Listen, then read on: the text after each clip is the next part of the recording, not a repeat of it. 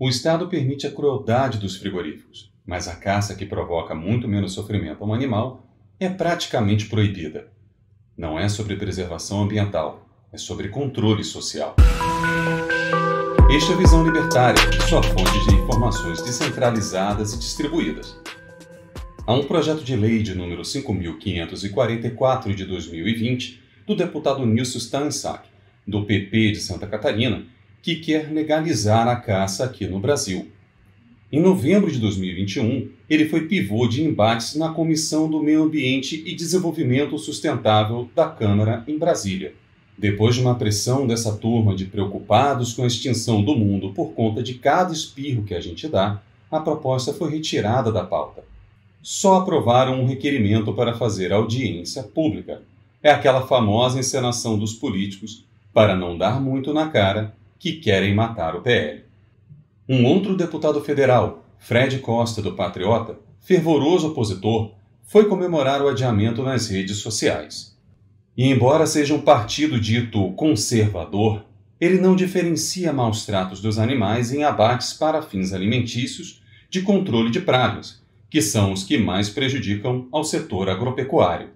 É comum, seja por desconhecimento ou por desonestidade, que os políticos sustentem que caça necessariamente implica em crueldade e extinção de espécies. Isso é falso, principalmente porque nem quem explora comercialmente, nem os que caçam por esporte ou para alimentação querem extinguir espécie alguma. E quando cogitamos desconhecimento, é para suavizar a crítica. É evidente que políticos conhecem o tema. Eles generalizam de propósito, porque eles mesmos não se preocupam com o bem-estar dos animais ou com preservação ambiental. A ideia é manter o rebanho pagador de impostos, refém do controle da alimentação, via regulação de frigoríficos, supermercados e dos centros urbanos, facilitando o controle social e a extorsão financeira legalizada. Uma pessoa só é soberana quando pode fazer interações voluntárias, sem transgredir nem sofrer transgressão de individualidade para obter benefício de micro ou de longo prazo para viver. E para zelar pela sua soberania, é preciso dominar e ser livre para usar ferramentas e técnicas de proteção. Afinal, os princípios e valores da ética de propriedade são jus naturais, mas contra quem quer desrespeitá-los é preciso proteção, no mínimo para si mesmo. Atividades como agricultura, pecuária, caça e pesca podem ser exercidas em escala pequena, para subsistência, e não há nada de errado nisso. E você sabe como a maioria consegue proteína animal para se alimentar? Desconsiderando a incapacidade de consentimento dos animais, a atividade econômica de criação em cativeiro de bovinos, suínos e galináceos é fria e mecanizada. Classificá-la como cruel é fruto de uma extensão da cultura de afeto por animais. A maioria dos bichos de estimação é de aves, felinos e caninos para fins afetivos, mas há os que incluem suínos, répteis ou outros mais incomuns em casa. Não é por conta do sentimento negativo dos ecochatos que todo o resto deveria ser proibido de usar animais para transporte, caça e alimentação. A industrialização do beneficiamento de carne inclui confinamento, baixa iluminação, às vezes baixa ventilação, pouco espaço, engenharia genética, inoculação de antígenos para combater doenças e suplementar hormônios de crescimento, para abreviar o tempo para o abate, mas é porque não estão lá por estimação do dono. A existência deles se resume a nascer, comer e engordar, sendo propriedade de alguém para morrer no abatedouro. Tudo para alimentar as pessoas que depois demonstram indignação contra essa crueldade enquanto aguardam o combo do cheeseburger no delivery. Não podemos negar a realidade. A carne beneficiada, limpinha e embaladinha nos açougues e supermercados é a forma que nos dispensa de sair para caçar. Cada um de nós não consegue verificar a idoneidade do que os animais recebem antes do abate. Mas temos que ponderar que, em cada etapa, todos os participantes comerciais têm interesse em entregar algo seguro para não comprometer a reputação nem desperdiçar o que produziram. Para a turma que enaltece os produtos orgânicos, que é a mesma preocupadinha com os pobres, a carne orgânica, por essência, é a carne de caça, do animal em estado de natureza abatido no habitat. No entanto, Como não há defensivos artificiais, ela está sujeita aos patógenos com os quais o animal teve contato.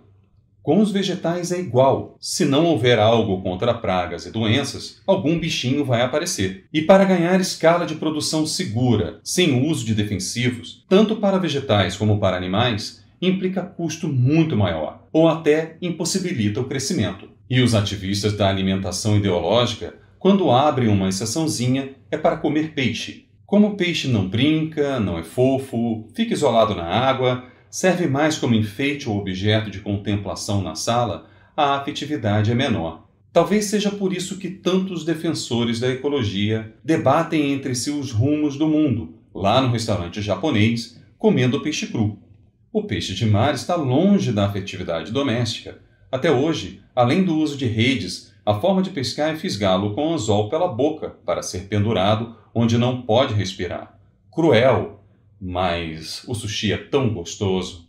A implementação do uso de pistola de ar para o abate de bovinos se tornou comum, não por conta do sentimentalismo de quem acha melhor o bicho morrer rápido, sem sofrer. É porque o processo é mais eficiente. Antes disso, eram amarretadas ou até amarrados a uma cerca e degolados, morrendo lentamente. Cruel, né? Ai, que assunto chato. E aí, você vai no churras no sábado? E aí vem a turma natureba dizendo que eles deveriam ser deixados na natureza, em harmonia, sem a crueldade. Você que adora a natureza, já viu algum leão vegetariano, amigo das zebras? Será que é tranquilo para as gazelas, lebres, macacos ou cervos serem atacados e devorados vivos enquanto param para beber água? Os leões, panteras, ursos, tigres, crocodilos ou onças querem se alimentar. Os documentários dos canais Wild de TV mostram muito discurso falso, mas também mostram muitas imagens reais. Mas nessas horas, os empáticos da ecologia de sofá vão buscar o saquinho de pipoca no micro-ondas para assistir à Era do Gelo, onde animais cujas interações de amizade e conflito foram humanizadas pelos roteiristas. A predação é natural. Um engolir o outro é o jeito do mundo se desenvolver. Vai desde as microamebas até as mega-empresas. Para essa turma, seja os que comem ou não comem carne animal, parece que mais valem os animais do que os seres humanos. Pode até ser boa a tese de que o planeta existia em harmonia sem o ser humano. Mas vá lá tentar convencer a humanidade de que deveríamos todos morrer ou sair para dar lugar aos bichos e fungos. A realidade está aí. O que falta entender é que para haver interesse em preservar, é preciso haver respeito ao direito de propriedade. Relacionar exploração comercial de animais com extinção é obviamente errado, porque se fosse verdade, os frangos, as vacas, porcos, bois e tantos presentes nos nossos pratos estariam extintos. É exatamente o contrário. Quanto maior a exploração comercial e de modo privado, maior o interesse em preservação. Quanto mais público é algo, mais de ninguém é o interesse em cuidar. É por isso que tantas espécies tidas como sagradas pelos ecologistas se aproximam da extinção e os que estão sendo utilizados na culinária estão em abundância. Sempre que, em vez de um ente privado, um ente estatal tiver o domínio dessa categoria de bichos, ou até de areia no deserto, o item em questão tende a acabar. Os que mais valorizam animais são os que valorizam a vida humana, e por isso precisam preservar tudo. Chamar de crueldade é algo subjetivo, coisa de quem desenvolveu afeto, e para quem chama os caçadores de cruéis, os frigoríficos que entregam a carne limpinha para a mamãe pôr no fogão são muito mais. Mas eles não vão mudar o método de abate. Do jeito que os ecochatos querem, a única forma não cruel de matar animais seria de tédio. Do ponto de vista libertário, e pelo próprio desenvolvimento da humanidade, não há problema na caça, na pesca ou na pecuária. São trabalhos voltados à alimentação e não há agressão contra a propriedade. Animais não são assassinados. Assassinato é termo que só se usa entre humanos.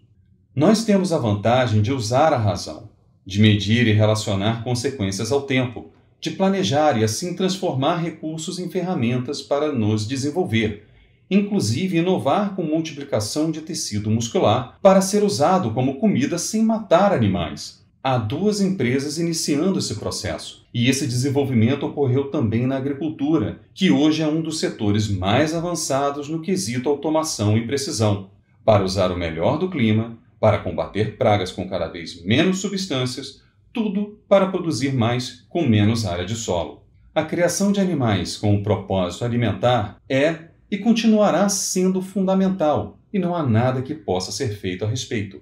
Ainda que a proteína animal fosse substituível por substâncias sintéticas ou por vegetais e fungos, não é uma minoria de burocratas e gente histriônica que deve decidir o que os indivíduos podem ou não comer, praticando coação e coerção, por qualquer que seja o motivo. E por que burocratas e parasitas querem regular até a atividade de caçadores? Bem, é claro que é muito melhor ter súditos sem a cultura de independência e soberania. É inclusive mais barato induzir a dependência de estruturas corporativistas e que o escravo, pagador de imposto, não tenha armas nem conhecimento de como obter proteína animal, sem ser por empresas que são um modo muito mais eficaz de regular.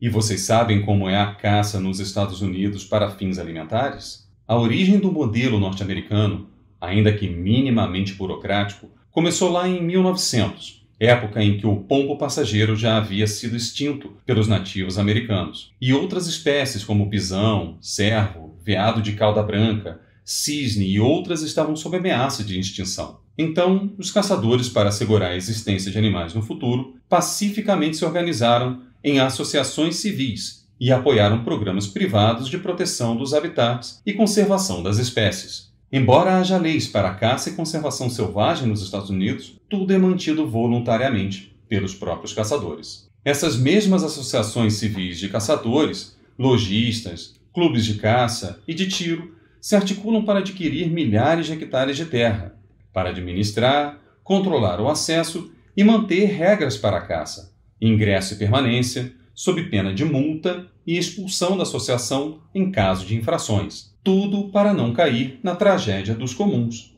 E no Brasil, como seria a caça se não fosse proibida? Aqui, infelizmente, não há associações civis voltadas à conservação ambiental e à caça, mas temos uma que é muito importante para a visibilidade e informação, que defende o restabelecimento do direito de ter e portar armas de fogo. Trata-se da Associação Proarmas, presidida pelo advogado Marcos Polon, mantida voluntariamente por filiados, que é um promissor embrião da valorização da cultura de caça. Em comparação com os argumentos de que armas são ruins e perigosas para a vida humana, caçar requer habilidades para superar condições que envolvem movimento, não negociação, impossibilidade de dissuasão, baixa luminosidade, entre outros. E é claro que os burocratas não querem que as pessoas aprendam isso. Nenhuma dessas interferências regulatórias é para a preservação ambiental. Obrigado pela sua audiência. Esse artigo foi sugerido e escrito por um advogado criminalista, revisado por Stanley Calderelli e narrado por Vasily Beropiev. Se você gostou desse vídeo, clique no ícone de curtir abaixo e compartilhe o vídeo em sua rede social.